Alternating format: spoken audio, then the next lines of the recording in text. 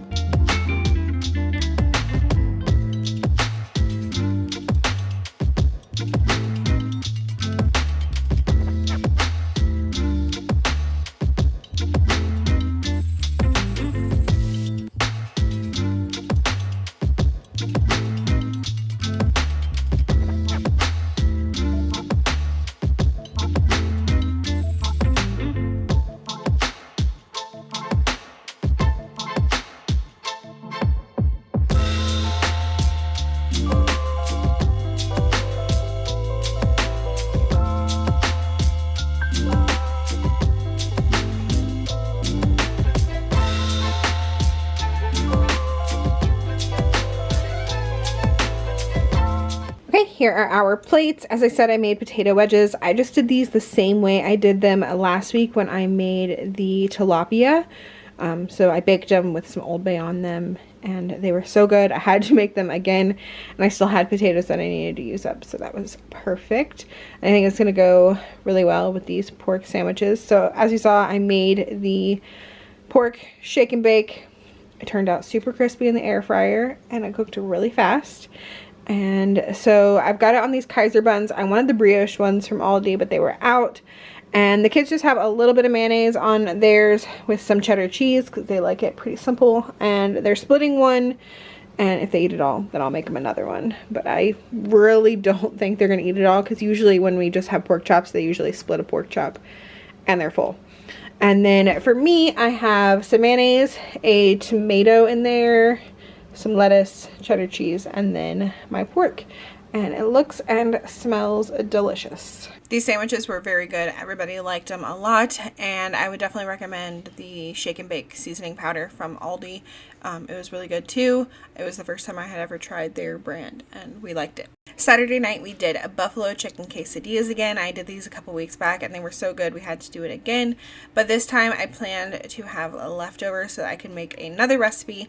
So in here I have 3 chicken breasts this time, and they were very large because I wanted to make sure I had leftovers of the chicken, as I said.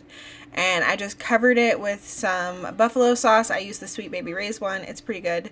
And then a whole ranch packet. And I just let that cook on high for about 4 hours. After the 4 hours, the chicken was done, so I just went in with my little meat masher thing and shredded up all the chicken. You could also shred it up in with a hand mixer or with forks, however you want to shred it, but When the chicken cooks this way, it's like super tender, and this little meat masher thing, I don't know what to call this thing, but it works really easily for this. And then I just let it sit in the crock pot on warm until we were ready to make our quesadillas. So I think everybody knows how to make a quesadilla, but this night I pulled out my griddle because it makes it easier. I can make like 2 of the really big quesadillas. I used the burrito size tortillas, and they were like super big, and I can only fit 1 in my pan at a time. But when I pull out my griddle, I can fit 2 on there at a time. So I just put some shredded cheese on one side, and then I topped it with the chicken and then a little bit more cheese and closed them up. And on mine and Andy's quesadillas, we actually put some Texas Pete hot sauce on there to give it a little bit more spice, because that Sweet Baby Ray's sauce is not very spicy to us at all. It's just, it's got a good flavor, and I've said this before, but it's just not spicy, and we wanted spicy, so we did some Texas Pete on there as well.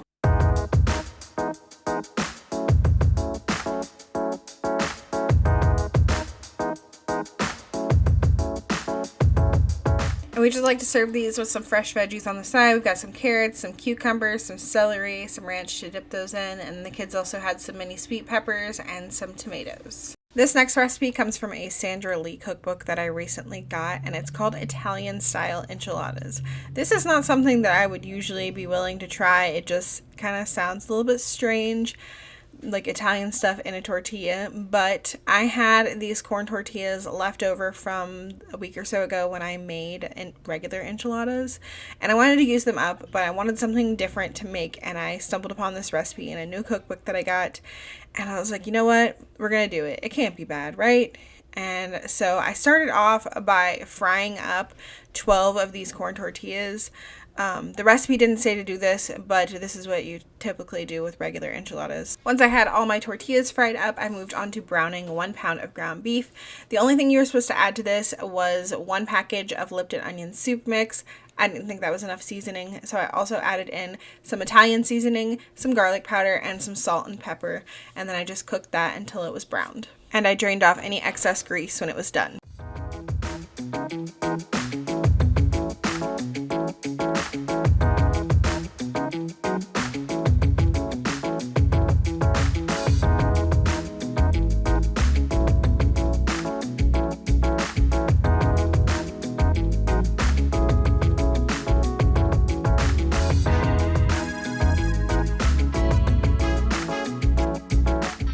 While that ground beef was cooking, I stirred together some ricotta cheese and some cream cheese. This is about 1.25 cups of ricotta cheese and about 4 ounces of cream cheese that I had softened.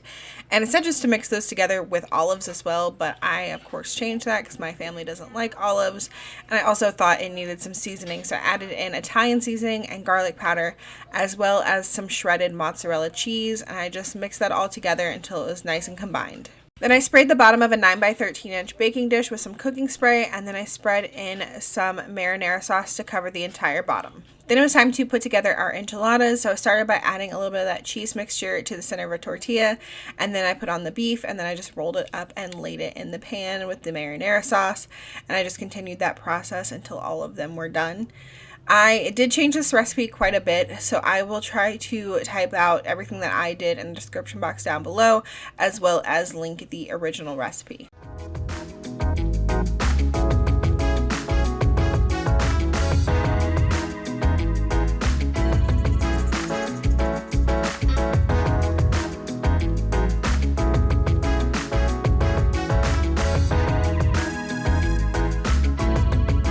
After I had rolled up all my enchiladas, I ended up having a little bit of extra cheese mixture and a little bit of extra meat.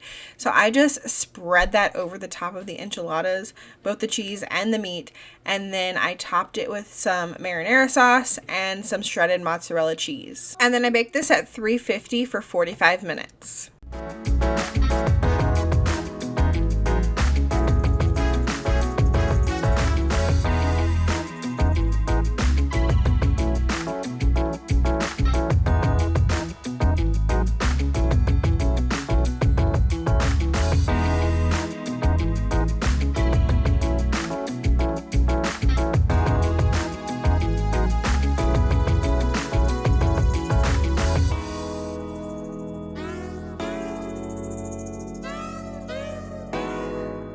here is what it looked like when it came out of the oven. Now, this was good. I will say it was good. Andy didn't care for the corn tortillas with the Italian stuff. He just didn't like the corn flavor with it very much, but he would eat it again if I made it again. I don't think it's something that I would be like, run out and get all the ingredients to try this, but I think it's something that you might find fun to try if you just have like all the ingredients on hand. I think it was actually better as leftovers, you know, like how lasagna and stuff is better as leftovers. I think this was better as leftovers as well.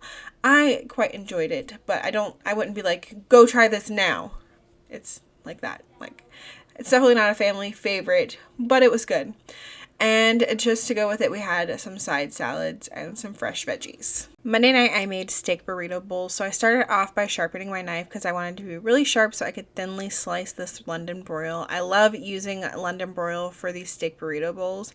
It just turns out so tender after sitting in the marinade for a couple of hours. And I've shared this marinade before. It's the same marinade I use every time I make steak burrito bowls. And I will have it listed out down below. I don't measure anything. I just kind of add a bunch of the ingredients. But it's salt and pepper, lemon or lime juice, but this time I actually did both because I had both on hand. Some minced garlic, some cumin, soy sauce, olive oil, cilantro, and paprika. And I just put that all in the bowl with the steak and put a lid on it, shake it up, and let it marinate in the fridge for a couple of hours until dinner.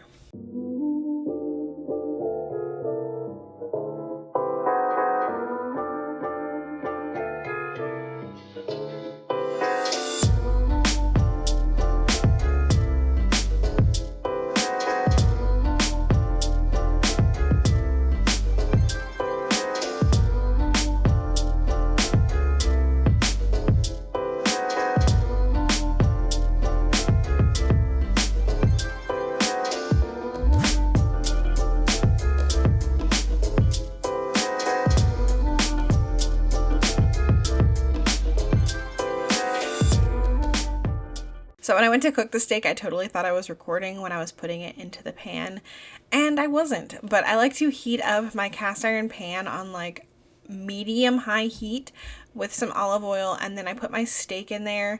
And if you saw when I made the marinade, I left the cilantro whole, like on the stem, because you don't want to cook that. You want to pick that out and then just add the steak to the pan because the cilantro will burn. And so I just always leave that whole and then pick it out, and makes it super easy to pick it out. So I like to cook this over like a medium high to high heat. It helps it get a little bit crispy on the outside, and it's still so tender. So I just cook it until it's like all the way cooked. Like usually like with steak, I like it to be a little like medium rare, but with this fully cooked, it's so delicious. If you haven't tried the steak yet, you have to try it. I absolutely love it. And I'm not one who usually likes like rice or like burritos, because I don't like rice that much, but I will make this all the time because it's just that good. For my rice, I start off with my perfect white rice that I make in the Instant Pot. I will have that video linked down below. And then once it's cooked and all fluffed and everything, you just go in with about 3 tablespoons of chopped up cilantro, 2 tablespoons of lime juice, 2 tablespoons of lemon juice, and then some salt and pepper to taste. It is super easy and tastes pretty much exactly like Chipotle.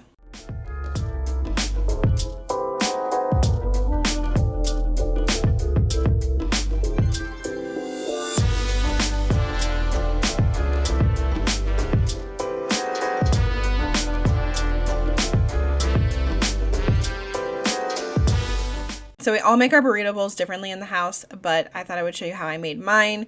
I start off with rice in the bottom and then some black beans, and I just cook the black beans with some adobo seasoning, and then I put on some steak and some shredded cheese, and then lettuce and some pico, a little bit of sour cream, some lime to squeeze over the top of it, and some guacamole. And then I also drizzled on some of this white queso that I get at Sam's Club. And that was something that we don't usually do, but it was really good on it. And here's everybody else's bowls. The kids just have like the rice, meat, beans, and cheese, and some guacamole on the side. Tuesday night I made buffalo chicken mac and cheese. This is where I'm using that leftover buffalo chicken I made in the crock pot. And I actually got an advanced copy of Jen Chapin's new cookbook, so I am trying out the cheese sauce recipe from there and the baked mac and cheese, just doing a little bit of a twist on it by adding that buffalo chicken to it as well. So I started off by melting 2 tablespoons of butter in my cast iron pan. Once the butter was melted, I whisked in some flour, salt, sugar, and pepper, and I just let that cook for a few minutes, whisking it pretty often. The exact measurements for this will be listed out down below, as well as the link to Jen's cookbook.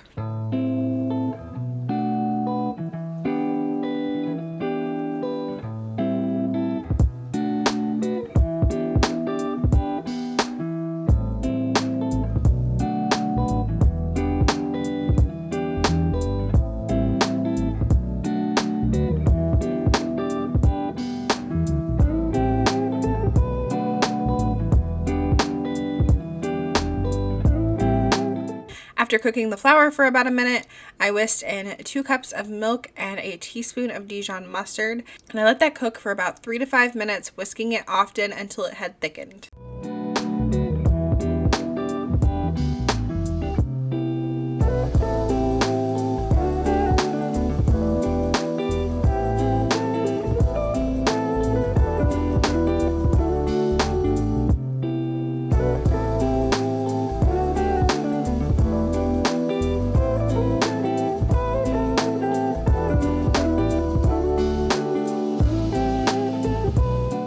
Once the sauce had thickened, I turned off the heat and added in about 2 cups of cheddar cheese.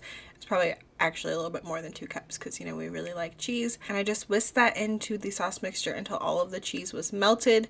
And then I added in 2 cups of cooked pasta.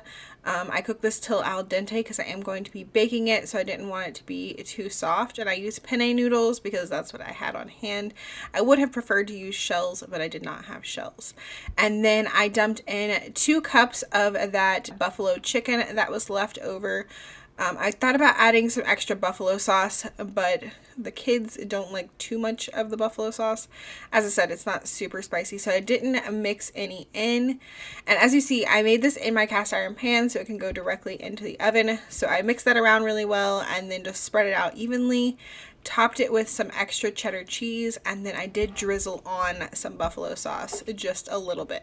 And then I baked this at 400 degrees for 15 minutes, and then I broiled it for a couple minutes at the end.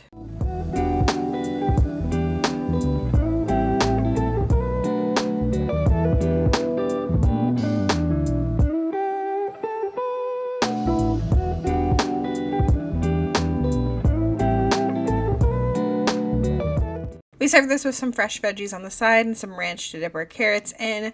This was so good. It was better than the buffalo chicken mac and cheese that I had made previously. I don't think I shared it in What's for Dinner. I think we ate that for lunch. But I made that in the Instant Pot, and this was so much better than that. I think like baking it really made it so good. And also that cheese sauce, I tasted it before I added in like the noodles and the chicken and stuff. That cheese sauce on its own is so good. I can't wait to just try just regular baked mac and cheese with it. I highly recommend checking out Jen Chapin's cookbook. On Wednesday, I made another recipe from Jen's cookbook, and this one is called Cod Piccata. So I started off with 3 pieces of cod. I think the recipe said 1.5 pounds, but I didn't want to do too much because I just wanted to make enough for my family. And I seasoned that with some salt and pepper, some Italian seasoning, and some cayenne.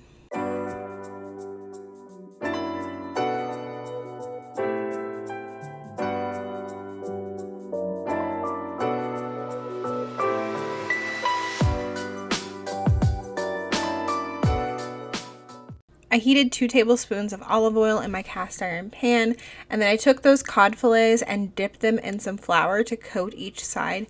I actually think when I make this again, I'm going to skip dipping it in the flour, and I'll explain why towards the end. But I dipped them in the flour, and then I just fried them on each side for about 3 to 4 minutes. And when they were done, I removed them from the pan.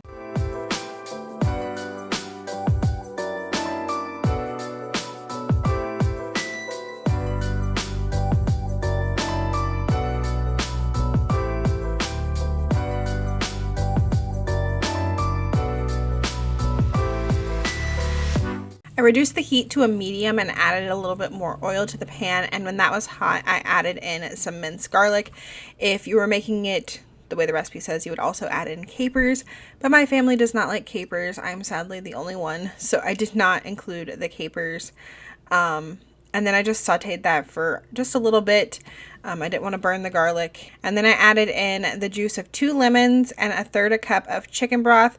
The recipe said vegetable broth or stock, but I only had chicken, so I did chicken. I made sure to scrape up any brown bits from the bottom of the pan, and then I let that simmer for a few minutes.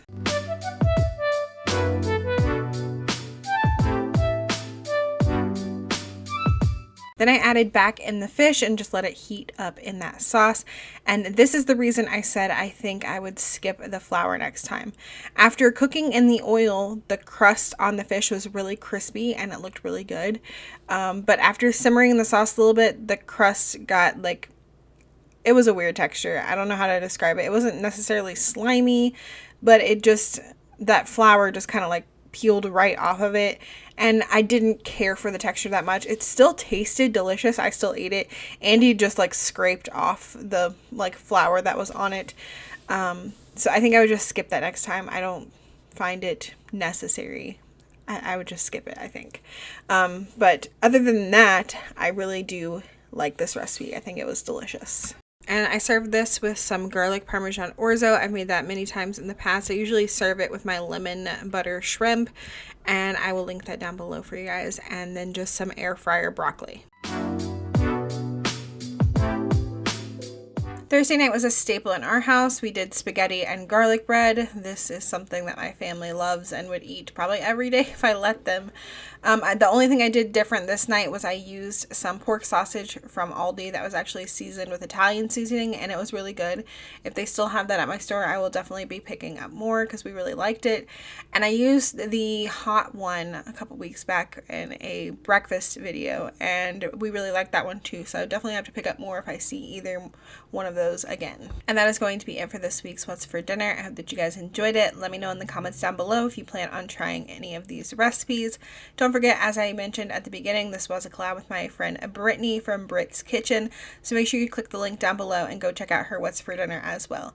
As always, thank you guys so much for watching, and I will see y'all in the next one. Bye!